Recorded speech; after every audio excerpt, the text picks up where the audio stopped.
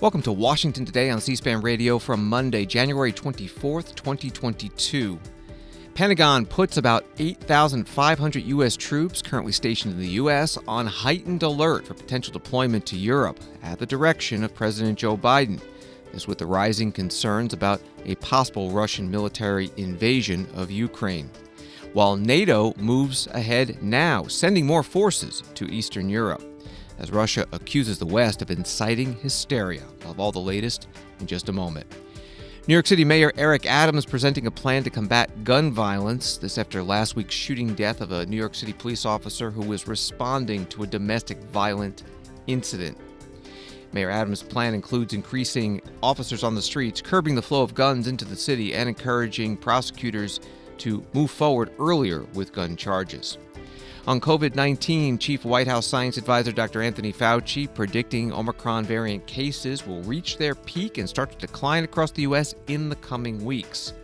And prominent anti-vaccine advocate Robert F. Kennedy Jr. criticized for comparing U.S. COVID policy to Nazi Germany. He spoke at a weekend anti-vaccine mandate rally in Washington, D.C. Associated Press in Brussels, Belgium, where NATO has its headquarters, reporting tensions soared Monday between Russia and the West over concerns that Moscow is planning to invade Ukraine, with NATO outlining potential troop and ship deployments, Britain saying it would withdraw some diplomats from Kyiv, and Ireland announcing upcoming Russian war games off its coast as unwelcome.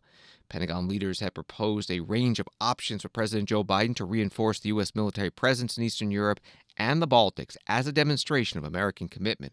According to two officials speaking on condition of anonymity to discuss internal planning. That was early reporting Monday from the Associated Press. White House Press Secretary Jen Psaki during her daily briefing taking a question about what the president has decided or not decided. Has President Biden made a final decision about deploying more troops to Eastern Europe? Well, let me give you a brief update, and I know that my colleague John Kirby is going to be briefing shortly in about 45 minutes or so at the Defense Department. We have been consulting with allies in deployments and refining plans for all scenarios. We've always said we would reinforce our allies on the eastern flank, and those conversations and discussions have certainly been part of what our national security officials have been discussing with their counterparts now for several weeks. In fact, we've never ruled out the option of providing additional assistance in advance of an invasion. Those discussions have been ongoing with our partners and eastern flank countries, and again, I would expect that my colleague John Kirby would have more of an update on where the process is at this point in time. So John Kirby will make an announcement about whether or not he's made a decision? No, I think he will provide an update on where things stand on those discussions. Okay. That's the White House Press Secretary Jen Psaki in the White House briefing room with reporters. President Joe Biden returning to Washington from Camp David in Maryland today, and in the afternoon meeting by video conference with European leaders to discuss Russia and Ukraine. Jen Psaki saying that the Pentagon Press Secretary John Kirby would have more details. Kirby held his own news conference at the Pentagon Monday afternoon. The United States is deeply concerned about the current situation in Europe. We remain keenly focused on Russia's unusual military activities near the Ukrainian border, including in Belarus, and consulting extensively with our transatlantic allies and partners. The department continues to support diplomatic efforts to de-escalate the situation. Now, as the president has said, even as we continue to prioritize diplomacy and dialogue, we must also increase readiness. In support of its obligations to the security and defense of NATO and the security of its citizens abroad, at the direction of the president and following recommendations made by Secretary Austin, the United States has taken steps to heighten the readiness of its forces at home and abroad so that they are prepared to respond to a range of contingencies, including support to the NATO response force if it is activated. As you have heard me describe many times, our commitment to the security of NATO allies and our Article 5 commitment are ironclad. As the president has also made clear, the United States will act firmly in defense of its national interests in response to actions by Russia that harm us, our allies, our partners. As part of that commitment, the Department of Defense maintains significant combat-capable forces forward in Europe to deter aggression and enhance the alliance's ability to defend allies and defeat aggression if necessary. The United States also has a commitment to provide forces to the NATO response force, or otherwise known as the NRF, in the event that NATO should activate that construct. Now, as you may know, the NRF is a multinational force made up of land, air, maritime, and special operations forces, all components that the alliance can deploy on short notice wherever needed. Altogether, the NRF comprises around 40,000 multinational troops. The Pentagon Press Secretary, retired Rear Admiral John Kirby, in the Pentagon briefing room. A little bit later in his opening statement, he gave some more details about the U.S. troops who have been put on that heightened alert, ready to deploy. The number of forces that the Secretary has placed on heightened alert comes up to about 8,500 personnel. We'll continue to provide updates in coming days about these decisions, but specifically this will ensure that the United States and our commitment to the NRF is consistent with their readiness for rapid deployment, again, if activated. In the event of NATO's activation of the NRF or a deteriorating security environment, the United States would be in a position to rapidly deploy additional brigade combat teams, logistics, medical, aviation, intelligence, surveillance, and reconnaissance, transportation, and additional capabilities into Europe. Again, I want to reinforce that as of now, the decision has been made to put these units on higher alert and higher alert only. No decisions have been made to deploy any forces from the United States at this time.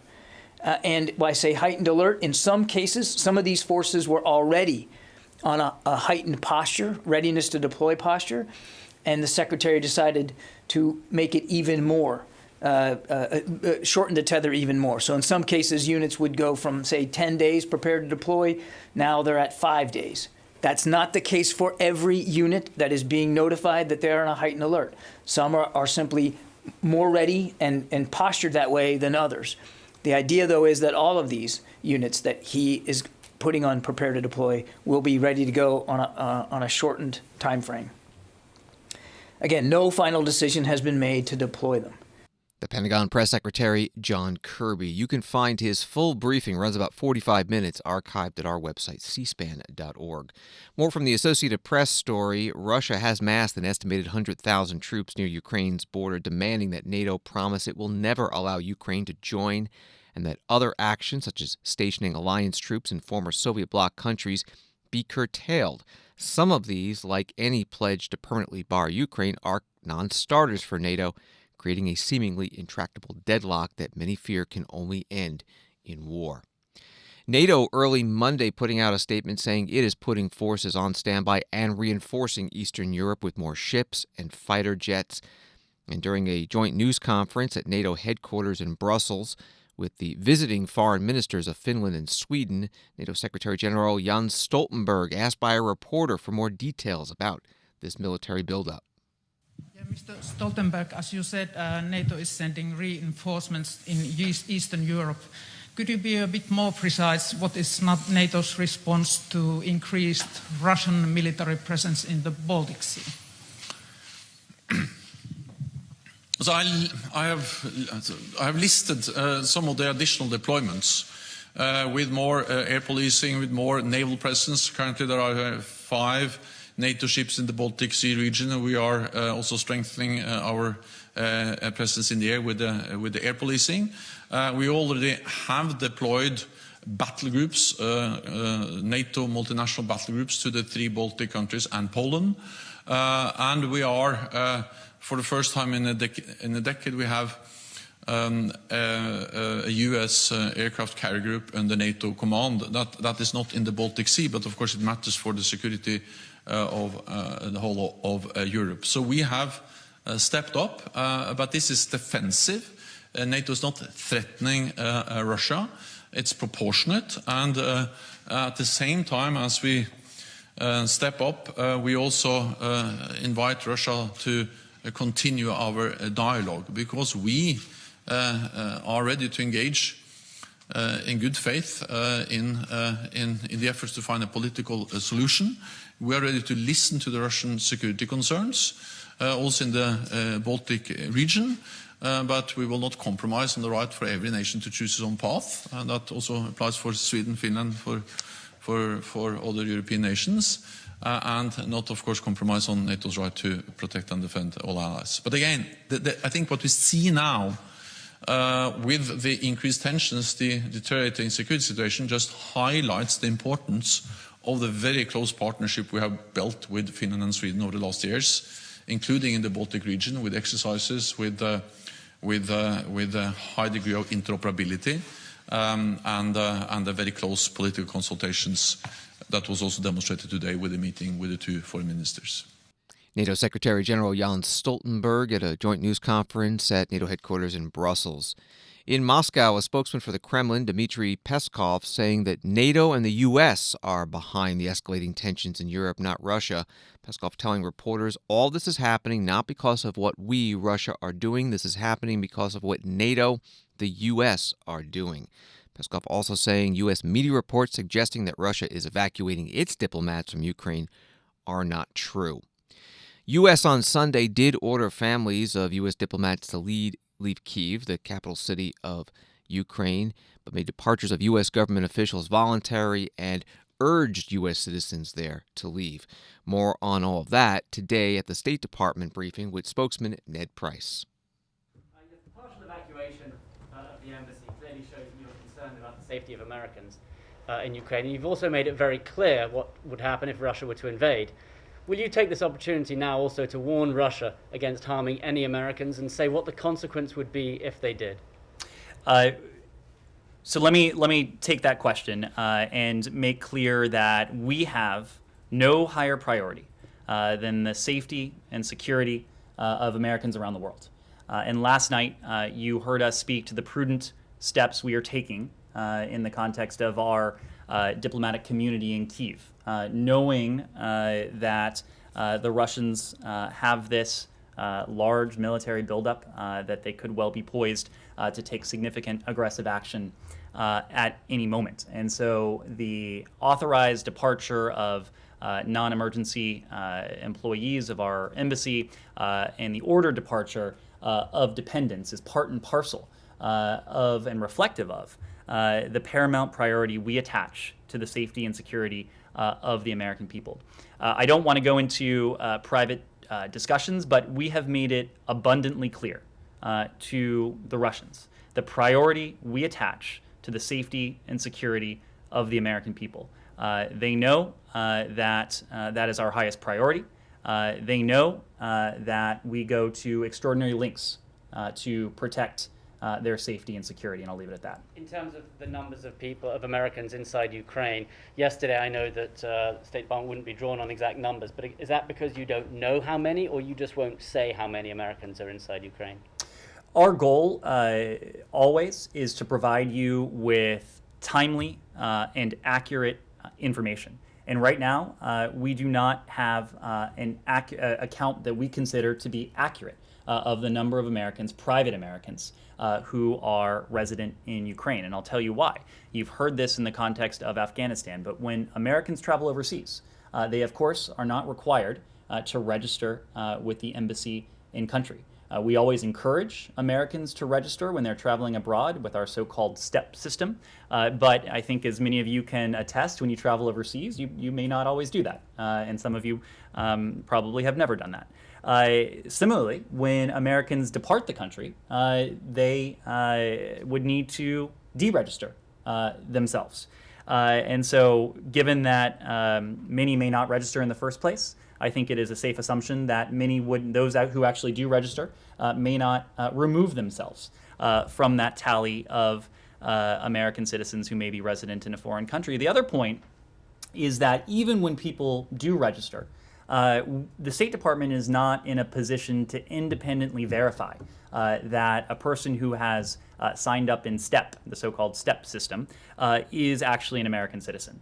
So there are for a number of reasons, the tally, we just don't have an accurate tally at the moment. when we have messaged with the American people in private American citizen community in Kyiv, in Ukraine, in recent days, we have encouraged them to fill out a form that will help us acquire greater granularity on the size of the private American citizen community in Ukraine. But that's just not something that we have right now. State Department spokesman Ned Price with reporters in the State Department briefing room. Secretary of State Antony Blinken met with his Russian counterpart, the Foreign Minister Sergei Lavrov, on Friday. And Blinken saying that he expects to have a written response to Russia's demands this week.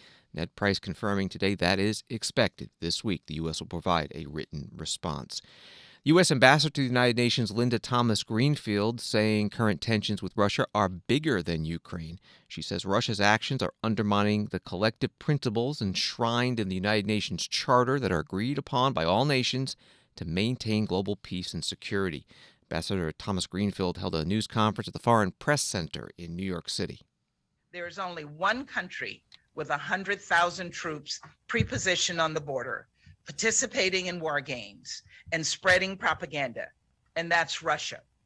We have consistently pushed back against Russia's fictitious narratives, and we will continue to do so. And it is imperative that the world sees Russia's actions rather than just listening to its words. It is also crucial that other UN member states understand how Russia's aggression undermines their own peace and security. Today, Russia is threatening Ukraine and its sovereignty and territorial integrity. But this is also bigger than Ukraine. Russia's actions undermine the foundational principles enshrined in the UN Charter. These are principles to which we have collectively and freely agreed in order to maintain global peace and security. Specifically, UN member states have all agreed that one nation cannot simply change the borders of another by force, nor can one nation dictate to another its choices, its alliances, its partnerships under threat of violence. If Russia further invades Ukraine, it would strike at the very heart of the UN Charter. And it would, to use Secretary Blinken's phrase last week, open up a Pandora's box of concerns for all of us. Russia's actions toward Ukraine are not only a regional issue, they impact every UN member state. And we must be prepared to stand together in unity and solidarity should Russia defy the shared values and principles that undergird our international system. The U.S. Ambassador to the United Nations Linda Thomas-Greenfield at the New York Foreign Press Center.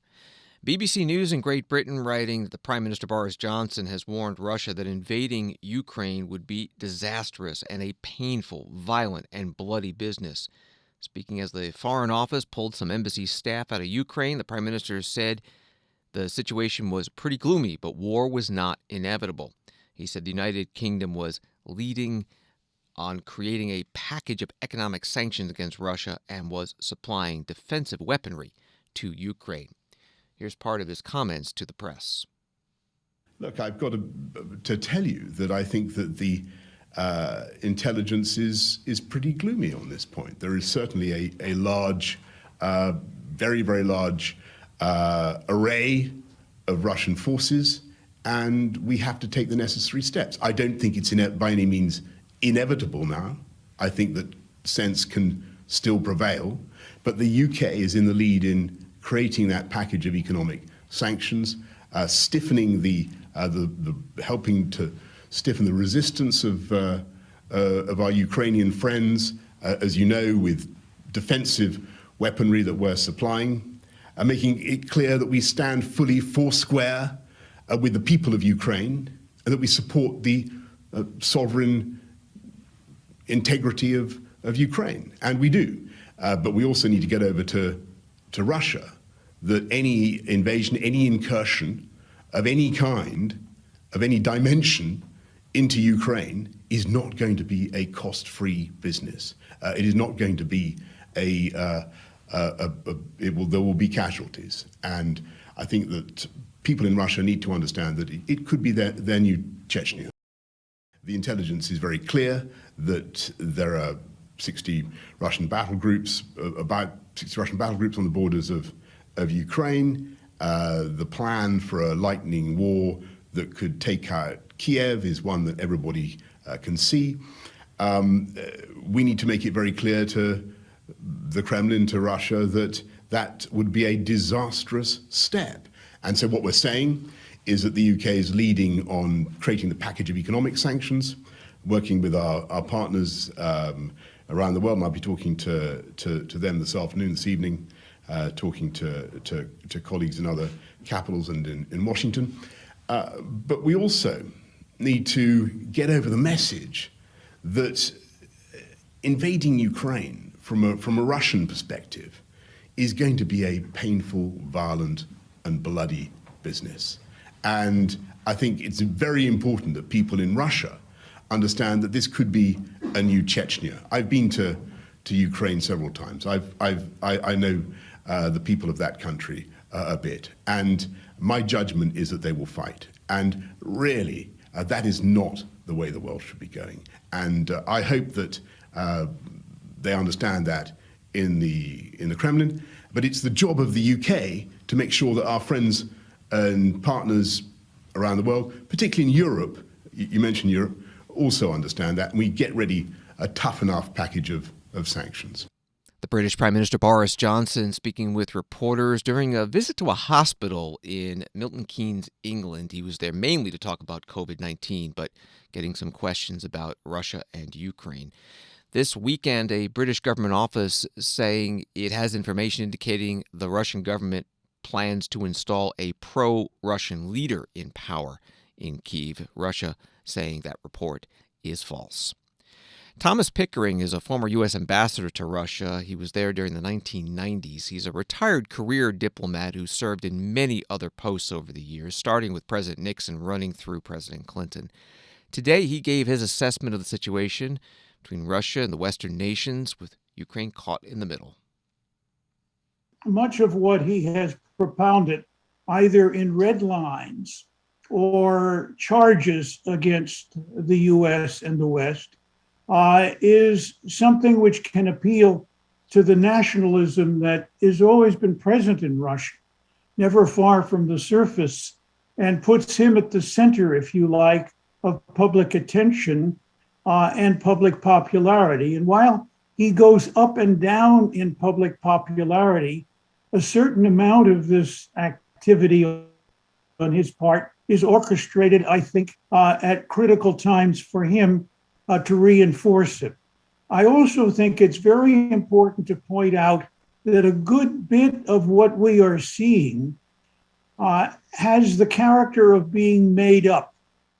It is not something that we see naturally occurring on the scene. I don't dispute George Kennan, and some will know that recently there was the release in public of a telegram that we wrote from the embassy back at the beginning days of NATO enlargement, in which we did repeat the arguments that George Kennan made, and we updated them and felt very strongly that this would, for then President Yeltsin, produce a challenge that would not be easily undertaken on the Russian side and be seen as expansionist from their perspective and imposing.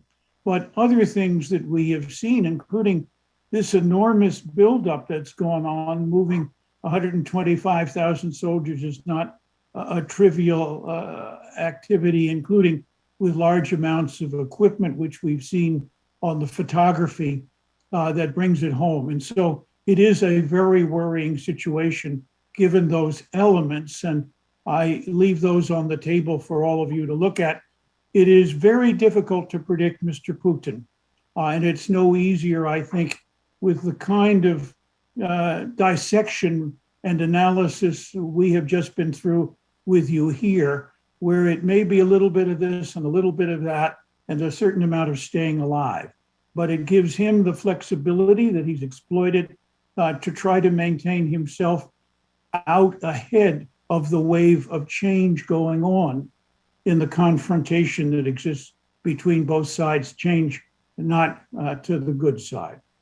Thomas Pickering, former U.S. ambassador to Russia, today talking about the Russian President Vladimir Putin, a discussion hosted by the Center for the National Interest.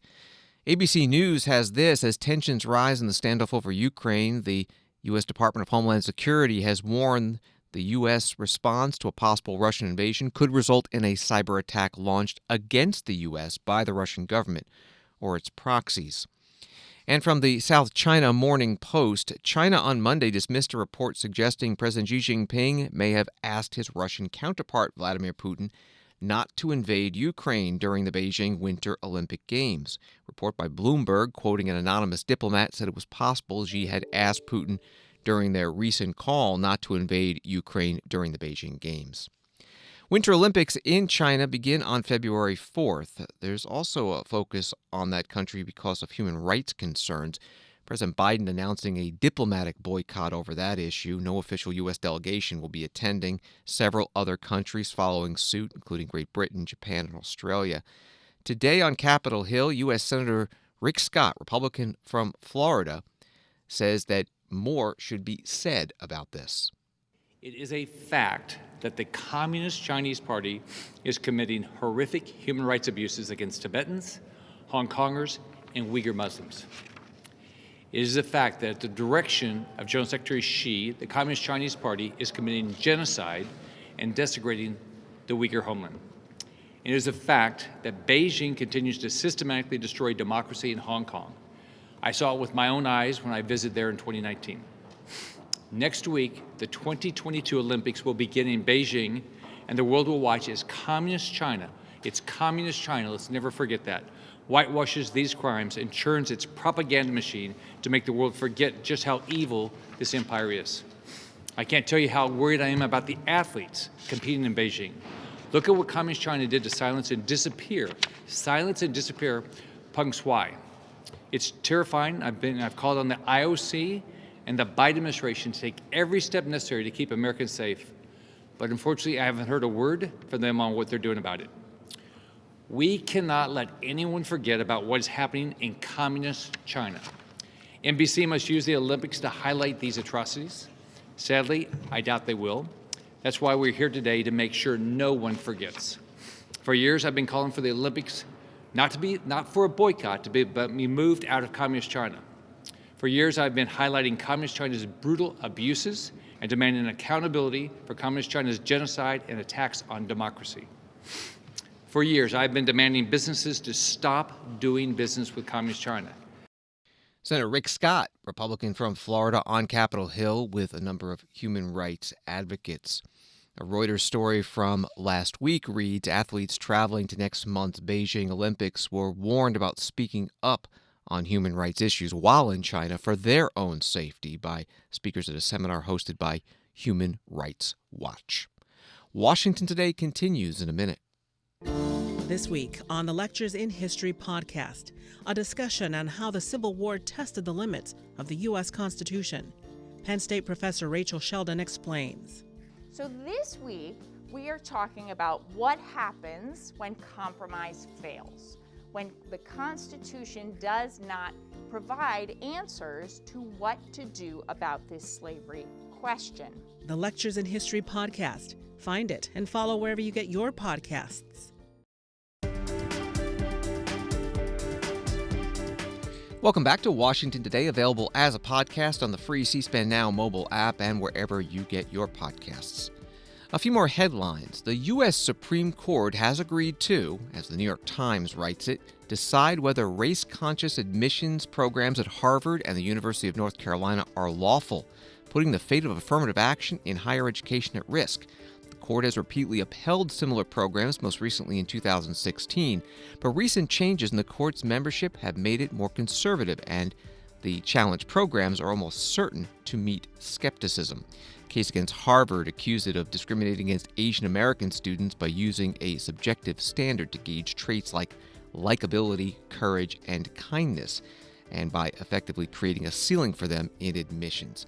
That was from the New York Times. Of course, when that case goes before the Supreme Court, we'll have coverage on C-SPAN. And a judge in Fulton County, Georgia, approving a special grand jury to aid the district attorney's investigation into former President Donald Trump's efforts to overturn the state's 2020 election results.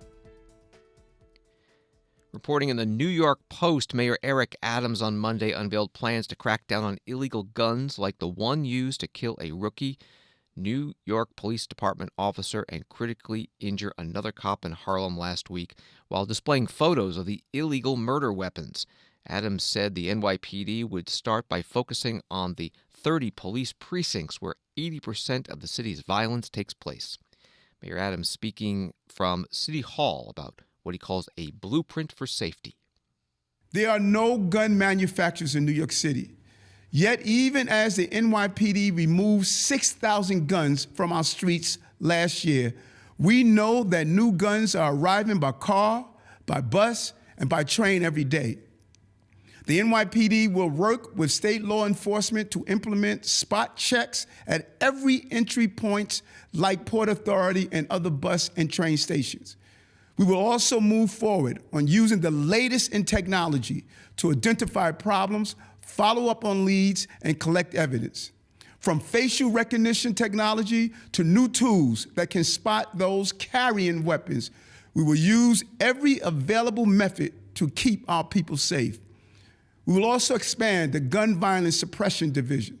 This highly specialized unit within the Detective Bureau is tasked with seizing illegal guns and building cases against gun sellers and weapons traffickers. And we will continue the Gun Violence Strategic Partnership, a daily meeting that brings together local, state, and federal leaders to share intelligence and information on specific cases. And finally, my administration will increase coordination and information sharing with the ATF, FBI, and all federal partners. Gun violence is not only a law enforcement issue, it is a social issue, a community issue. We will be taking a citywide approach to meeting this challenge. New Yorkers have heard me say many times that any effective plan to reduce gun violence must include intervention and prevention.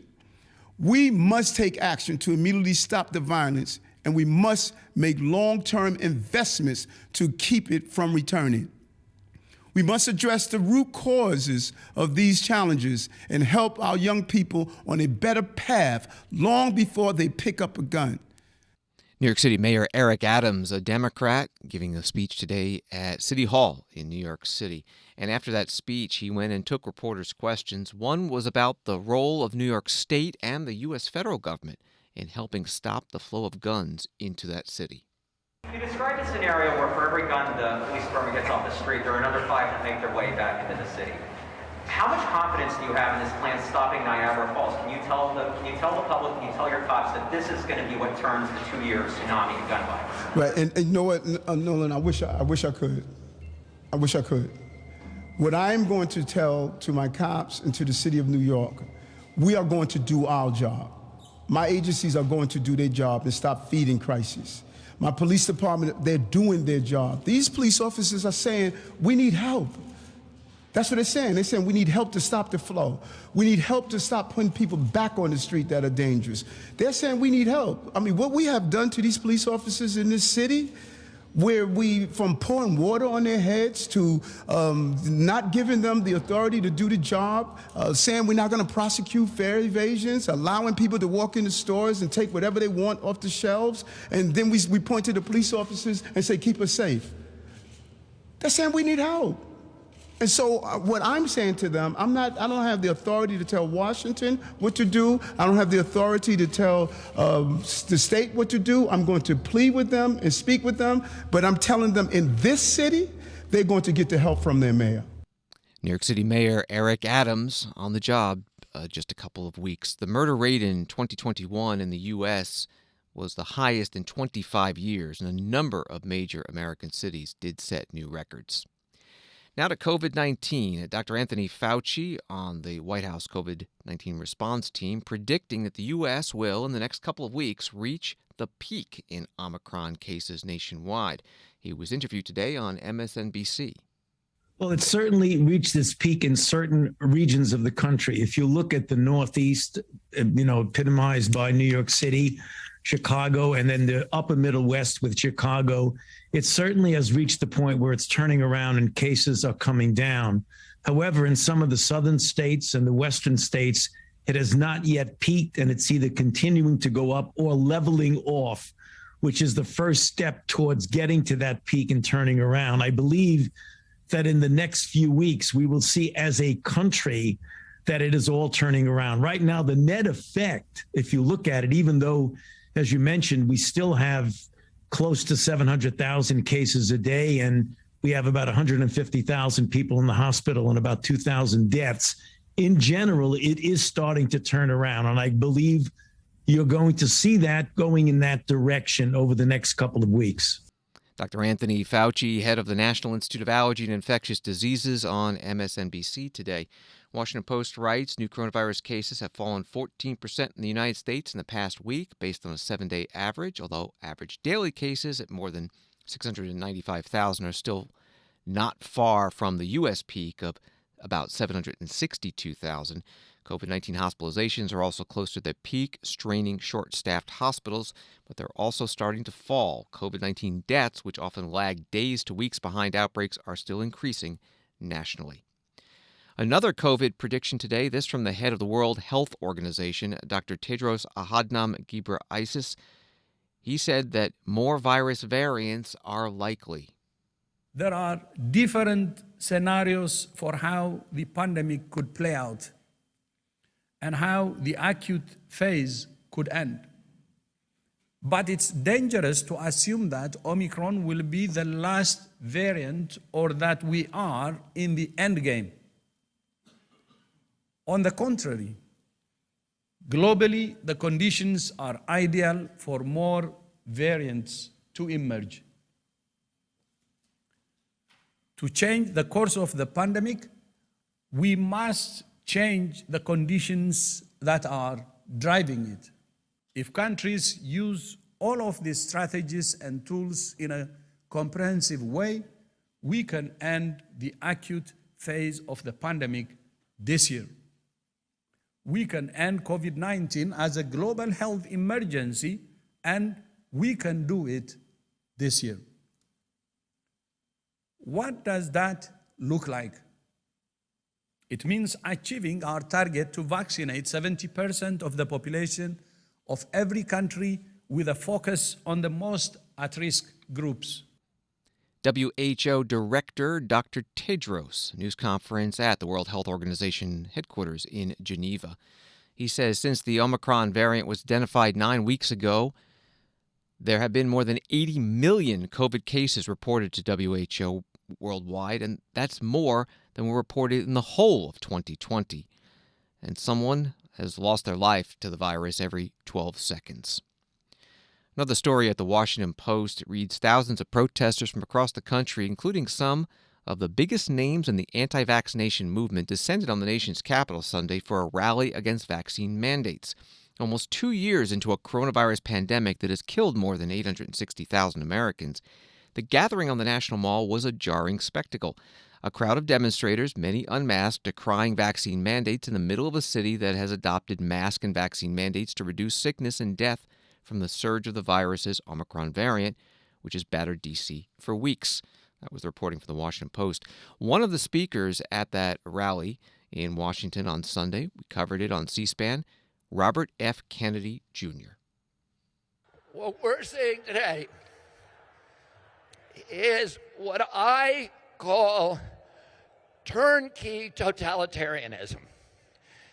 They are putting in place all of these technological mechanisms for control we've never seen before. It's been the ambition of every totalitarian state from the beginning of mankind to control every aspect of behavior, of conduct, of thought, and to obliterate dissent.